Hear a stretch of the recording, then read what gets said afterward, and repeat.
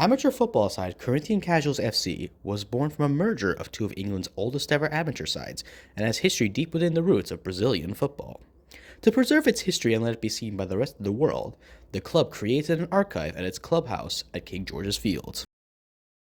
So, in the last few years, it became clear to me that there was an enormous amount of important memorabilia, artefacts, publications from throughout this club's history that wasn't collected in one place. Individuals had their own collections, and several of us decided that it would be important to try and gather that all in one place, and if possible to digitise it so that we can put it online so anyone can access imagery, information about the club's past.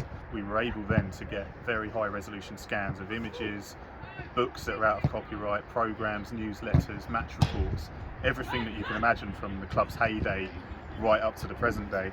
We were able to get 20 years worth of that stuff done and developed into a collection, a digital collection. Actually recently our chairman won an auction, had a successful bid at auction for some caps, Corinthian caps. So like the England caps you would get for representing England, and still get, in the Corinthians heyday you would get a Corinthians cap for representing this crack amateur side as they were.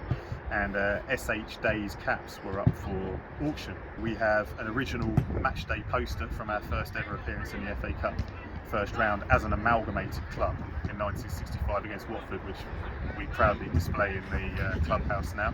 We have these magnetised posters that anyone can come in and see in there of the high resolution images that we've created, profiles. So you've got on there Pa Jackson, who was the NL Jackson, who was the founder of the club.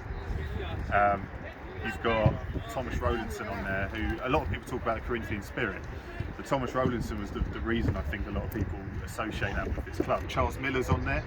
Charles Miller was an ex-Corinthian who is credited with taking football to Brazil, and he invited Corinthians out to Brazil to play in 1910, which is when the Brazilian side Corinthians were founded, and he is credited with suggesting to the local railway workers that they name their team Corinthians as well. You've got Socrates and Rivellino, two of the great Brazilian players of the late 20th century, both of whom played for Corinthians, both of whom played against Corinthian-Casuals in 1988, and one of whom, Socrates, played 17 minutes for Corinthian-Casuals after switching teams during the game.